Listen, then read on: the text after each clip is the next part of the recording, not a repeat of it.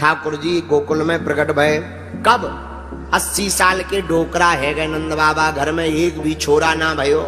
एक दिन महात्मा घर में आए, नंद बाबा ने चकाचक रबड़ी मालपुआ खवाए, पेट में हाथ फेर करके महात्मा बोले भैया तेरी जय हो जाए, जाओ नंद बाबा दूधो नहाओ पूतो फलो।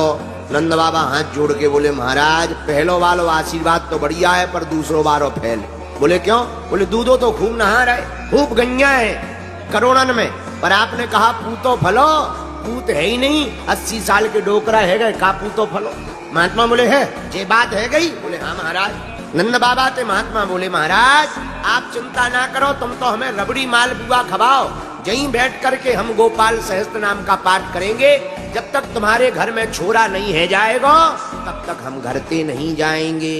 नंद बाबा हाथ जोड़ के बोले महाराज बुरा ना माने तो एक बात बोले। बोले बोलो। भगवान की बड़ी कृपा है रबड़ी मालपुआ की कोनो कमी ना है, पर ऐसो ना होवे कि तुम खूब खा लियो 2-3 साल डकार लो और छोरा होवे तो गड़बड़ है जाएगी। महात्मा बोले हम पोंगा पंडित ना है, तुम चिंता मत करो, खड़िया पलटन बाबा ना है, पक्के बाबा है, लाओ तुमको। अब तो व्यवस्था है गई, बढ़िया अनुष्ठान चलन लगो। उन्हीं संतन की कृपा से आज जय जय है गई, बोलो संत भगवान की।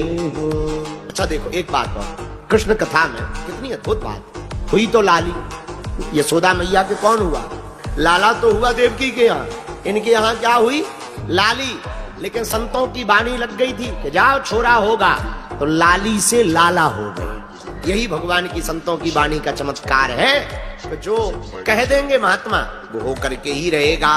ठाकुर जी प्रकट भय, और जहां प्रकट भय सो सारे ब्रज में जय जयकार हो गई। इतने साल बाद कृपा भई, फिर भी एक एक नियम का पालन कर रहे हैं, ब्राह्मणों को बुलवा करके दान दे रहे हैं। बहुत दिन हो गए। एक दिन नंद बाबा ने सोचा बहुत दिन हो गए, राजा कंस का कर नहीं चुकाया, वार्षिक कर। मथुरा जाएं, ज्यादा दिन हो जाएंगे अच्छा नहीं लगे, पर गोकुल की रक्षा किसको दें? उत्सव की बात है। कुछ बाल गोपालों के पिताओं को बुलाया, गोप ग्वालों को गोकुल की रक्षा दे दी, तुम रक्षा करना, हम मथुरा जा रहे। कर देने के लिए नंद बाबा कंस के पास में गए, लेकिन इस साल थोड़ा ज्यादा मोहरे ले गए। तो कंस ने कहा क्या बात है, इस साल एक्स्ट्रा ले आए हैं, सब ठीक ठाक है। अरे महाराज क्या बताएं, आपकी कृपा से हमारी जा उम्र में भी भगवान की कृपा से छोरा हो गयो है। अब कंस की बुद्धि देखना, कंस ने जहां सुना इस उम्र में छोरा हुआ, सोई खुश हो के बोला नंद बाबा बधाई हो बधाई हो बधाई हो। अब हम तो बड़े व्यस्त रहते आ नहीं सकते, यहीं से बधाई दे रहे कि जाओ तुम्हारे छोरा के जितने दुश्मन होवे वो सब जल्दी निपट जावे। ये बधाई में कहा, मती मारी गई, ये बधाई में कह दिया। नंद बाबा ने कहा जय हो महाराज। इधर राजा कंस ने जब उस कन्या के मुख से सुना, हे राजा कंस हमें क्या मारता, तेरा मारने वाला तो पहले ही ब्रज में अवतार ले चुका है, अब कैसे पता करें कि कहां पर है। इतने में बकासुर की बहन का नाम पूतना को बुलाया, इधर आओ। हाँ, जितने भी नवजन्मित शिशु हैं ब्रज में जाकर के सबको मार डालो। पूतना ने कहा छोड़ दो हम पे काम, कॉन्ट्रैक्ट दे दो हमें। पूतना को नवजन्मित बच्चों को मारने का कॉन्ट्रैक्ट दे दिया, ठेका। कैसे मारोगी? अरे चिंता मत करो महाराज, हम मायावी हैं, सब कर लेंगे। अपने स्तनों में कालकूट नामक विष को लगाकर पूतना गई। पूतना ने अपने स्तनों में कालकूट नामक विष को लगाया, छोटे छोटे बच्चों को उसने मारना प्रारंभ कर दिया। उसको पता लगा कि गोकुल में नंद भवन में छोरा भया। नंद बाबा जी तो थे नहीं, सुंदर सा रूप धारण करके पूतना मौसी आ गई। अच्छा बुरा न मानना, ऐसा रूप धारण किया पूतना मौसी ने कि दूर से ऐसे लगे भैया जैसे साक्षात लक्ष्मी जी आ गई हो। कई बार हम लोग प्रोडक्ट की पैकिंग देखकर खुश हो जाते हैं, पर मटेरियल बड़ा खराब मिल जाता है। लेकिन पूतना मौसी ऐसा श्रृंगार बना करके आई मानो साक्षात लक्ष्मी जी हो में आई। नंद भवन में जसोदा जी मिल गई। अरे बहन राम राम राम राम राम राम राम, कैसी हो बहन? हम ठीक है। पर जसोदा जी बोली हमने पहचानो ना। अरे हमें ना है पहचानो, हम तुम्हारी दूर की रिश्तेदारनी है। जसोदा बोली है बुरा ना मानना, अगर रिश्तेदारनी है तो शादी में मिलती, कभी तो मिलती, आज तक नहीं मिली, अब रिश्तेदारनी प्रकट हो गई। अरे बहन मैं बहुत व्यस्त रही, मैं आ नहीं पाई, का बताऊं। पर मैंने अबे सुनो कि जा उम्र में तेरे घर पे छोरा भयो है, सो मैं बधाई देने आ गई हूं। अरे बहन बढ़िया आ गई, आ बैठ बैठ बैठ। छोरा कहाँ है? का बताऊं, अभी हाल हमने पलना में बा को पोड़ाओ है, पलना में लेटा दो, बाद में मुंह देख लेना, बाद में बधाई दे देना, बाद में आ जाना। जसोदा मैया ने ऐसा कहा। नहीं नहीं नहीं, तुम चिंता ना करो बहन जसोदा, तू अपनो काम कर, हम दूर ही थे बा को बधाई दे के चली जाएंगे। जसोदा मैया व्यस्त थी, कुछ नाएं बोली। पूतना मौसी ने ऐसी माया फैलाई तो यशोदा मैया माया के चक्कर में आ गई, वो काम में व्यस्त है गई। अब पूतना मौसी भगवान के पास गई तो पहले भगवान जाग रहे थे, आंखें खोले, मौसी को आते देखा सो आंखें बंद कर दी। किसी ने कहा कि भाई पहले तो भगवान जाग रहे थे, अब आंखें क्यों बंद कर ली? तो सब महात्माओं ने अपने अपने विचार रखे। एक जने बोले भगवान ने इसलिए अपनी आंखें बंद कर ली कि पूतना मौसी आ गई, अब इसका उद्धार करना पड़ेगा, चलो श्री गणेश करना है, सो मंगलाचरण करना है, इसलिए भगवान ने आंखें बंद कर ली। दूसरे महात्मा बोले नहीं नहीं नहीं, दूसरा कारण। बोले क्या?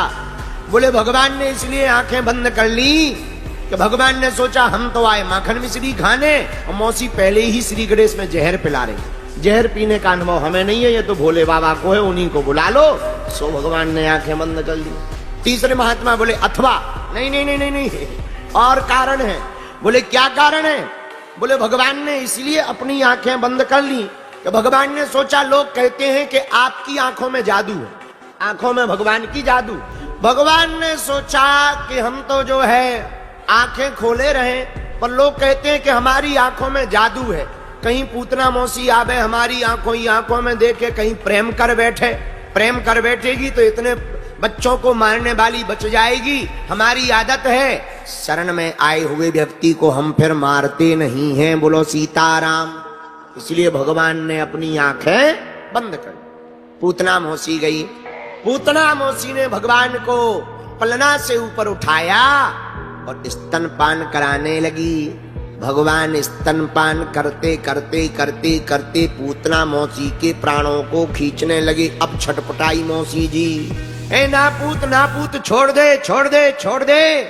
भगवान बोले मौसी जी कैसी रही, अब तुम चाहे जितनी करो छोड़ दे छोड़ दे। मौसी जी हमारी आदत है, एक तो हम किसी को पकड़ते नहीं हैं और हम पकड़ लेते हैं तो फिर किसी को अपना बना करके छोड़ते नहीं हैं, ये हमारा स्वभाव। अब हम छोड़ तो नहीं सकते हैं, बोलो राधे राधे। महाराज पूतना मौसी फड़फड़ा गई, प्राण पखेरु जब खींचने लगी सो दौड़ी, मथुरा की तरफ गई, जहां से आई थी उसी तरफ गई, भागी भागी गई, विशाल रूप धारण असली रूप में आ गई।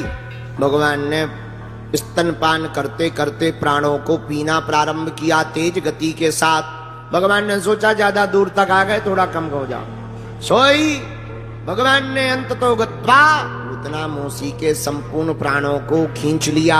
विशाल काय रूप धारण करके महाराज 3 गप्यूती मतलब 6 कोस की भारी पूतना, जैसे ही भगवान ने प्राण खींचे 6 कोस की पूतना धड़ाम से पृथ्वी पर गिरी और हो गया गोविंदाय नमो नमः। उद्धार। आप लोग चैनल पे नए हैं तो लाइक करें और सब्सक्राइब करें और ऐसी वीडियो देखने के लिए हमारा चैनल फॉलो करें।